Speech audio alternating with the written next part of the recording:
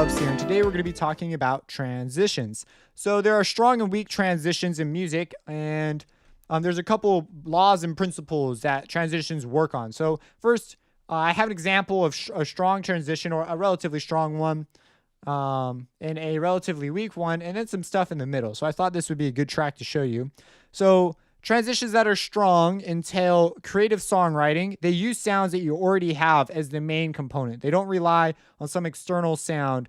So a lot of times people will just throw in some sort of a riser, like, and then there's your transition. Those are often very weak because sometimes the sounds are not related to whatever's going on in the track. It's clear that its purpose is just to be a transition, and in that way, it's not very meaningful to the listener or very interesting because its purpose is so blaringly obvious. But they can be cool depending on your genre. Sometimes that is the idea, but as you just saw, like 99% of the time, that's a bad transition.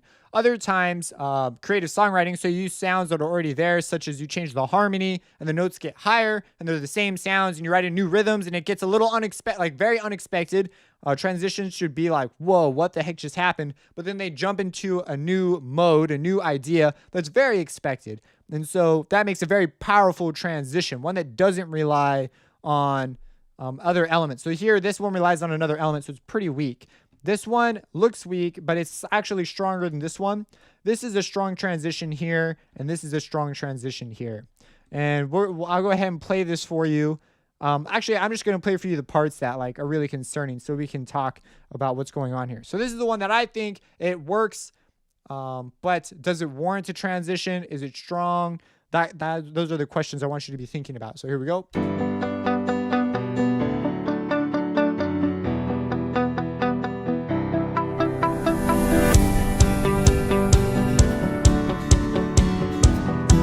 So we see, okay, I brought in a new sound, brought in a guitar, and so that's one of the primary things. Is the thing you're moving to, does it need a transition? So for example, I had a guitar suddenly show up. So I was like, I think I need a transition. That was my idea. But it's clear that this here is only serving to bring the guitar in. Instead, what I could have done was I could have had the guitar play a cool little riff here and then flow in. That would be more interesting. It'd be more meaningful because it's a sound I'm going to keep and develop.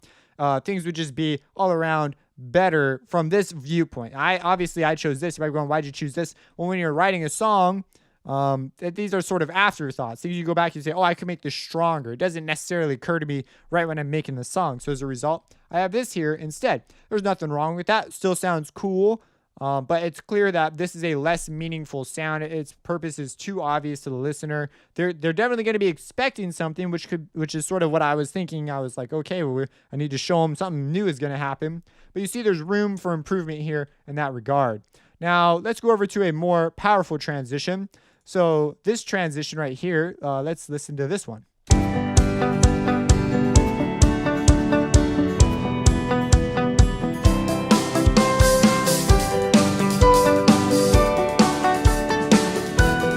So this is a way more powerful transition. It feels very integrated with the song. Everything makes sense because I use drums. And first off, that goes with the general rules of this sort of vibe I went with. So it was a good vibe to go with.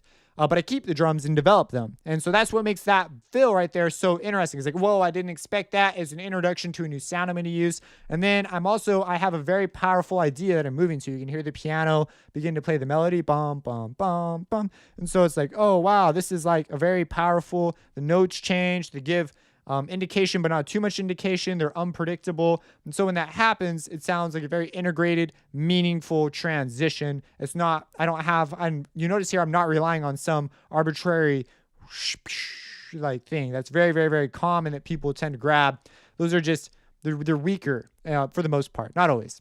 And so let's come over here. Now this one looks like, but you just said this is weak and you used another one. And in electronic genres, in electronic genres, they are a lot more common. And I'll talk about how you can make these a little more powerful in just a sec. But over here, this is actually, it sounds like a suspended cymbal. So it somewhat fits into my idea.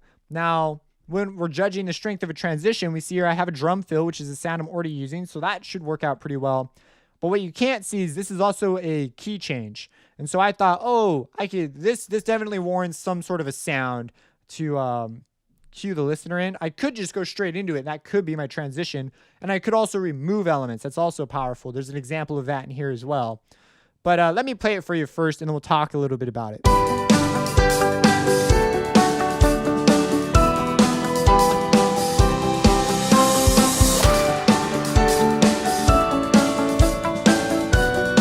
So you see here we have like, whoa, we get like this, like, and then the new key. So here I could make this more powerful, but you see this is integrated a little bit better. It sounds like part of the drums a little bit, and so that sort of gives me more powerful transition than this one over here. But this one could definitely, I could change up the notes here and throw in some cool little riff right before. So I had options here. I'm moving to a pretty strong new idea. I mean, it's a key change. And so by doing that, I invited opportunity for more harmonic and theme development that I did not use. I could have had a cool run down a scale, maybe outlining the previous melody idea over here and just gone crazy with it. But I didn't do that. But if I did, it would be more integrated and more tight. So yeah, so there you go. And then this last one I consider to be a very strong transition. And there should be a mix. Obviously, you want all strong transitions, but it's not bad to have a couple weak ones in there occasionally, just for the sole purpose of you writing the song. You need to write the song and finish it. And if you're always writing these really strong transitions and you're not used to it, then it might be just overwhelming. A lot of times these require, well, not a lot of times, pretty much every time, they require a lot of effort to really do right. And so what I could do here is I could write out this and then publish this. This would be totally acceptable. But maybe I've said, no, I'm going to go through here and really detail it. So you want to be careful when you want to detail a project, because sometimes you can burn yourself out. And so it's nice occasionally from a creative perspective to have elements like this, because you do want to use them. They are cool sounds and timbres. Now over here, this is a strong one. Over here we go. My idea jumps from all this crazy stuff we've been going on to just a general outline of the harmonic skeleton that was going on in the track before. And I make the transition with nothing. I actually drop stuff out, which can be very, very powerful. Drop the drums out. It could be a great way to switch up the feel and the mood of the piece. And I let the piano do the transitioning. So it's a harmony, it's a melodic based transition, which makes it more powerful than the stuff we said earlier. So I'll just go ahead and play this part for you and show you.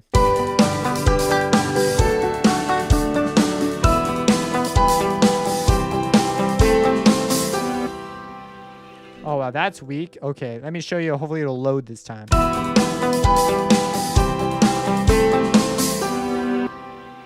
Wow, it doesn't want to load.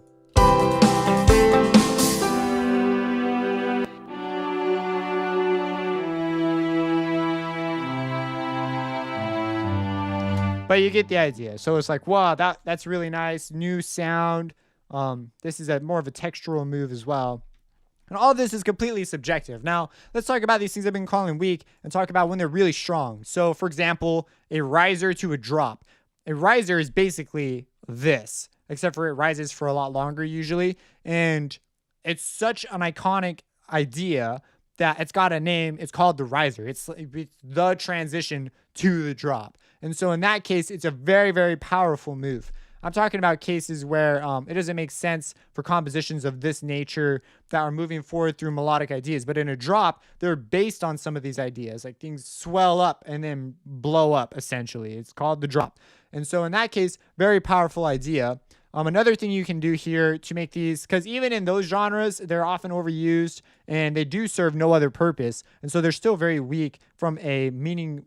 Like they don't serve any meaning to the listener to give them any help other than something new is going to happen, which is like, ooh. So what you could do to make it more interesting is you could take you get 6 or 7 risers that you construct, and then you fade them into each other so that it sounds like a morphing thing coming up. I use that in my track Planet Z. And so, yeah, so you could get crazy that way. You could use verb. I mean, you could just get so creative with this. Sometimes just dropping this stuff down doesn't do it. But in this particular case, I thought I had so much other stuff going on too. You don't want your transitions to be distracting ever. So sometimes having something in the background like that can be good because you want your attention focused somewhere else. So just because I use these doesn't mean that like it's necessarily weak. It's there's a moment to improve. In hindsight, I look back and I say, oh, I probably could have done that better. But I also like the established feel, because if I didn't have this, it would therefore be different and would establish a different feeling. And maybe that's just simply not the feeling that I wanted. There doesn't have to be a crazy in-depth explanation. But if I was like going to grade an assignment of this for some students, I'd be like, hey, you probably want to remove this and make it more powerful in other ways. Because if you were a performing ensemble, the reason why those transitions are more powerful is performing ensembles just don't have stuff like this hanging around like to use a lot of the time. You know, this is your band. These are the instruments and sounds you have available. Make it happen. And because it's so integrated, it's often considered more respectful and more artistic because more effort went into it. So anyways, that's that. We can get into a whole debate on whether or not it's okay to use these things creatively. Like, oh, are you being lazy or are you being creative? And there's just give and take on where you want to focus. That's my stance on it. So I focused somewhere else, and this came out as a result. So that's that. If you have any questions, let me know. I know we got a little philosophical. You could drop your philosophical comments down below. Subscribe, and have a blessed day. Gentlemen, get the thing straight once and for all. The policeman isn't there to create disorder. The policeman is there to preserve disorder. The first imperative is the elementary necessity of maintaining our own national strength. Moral, economic,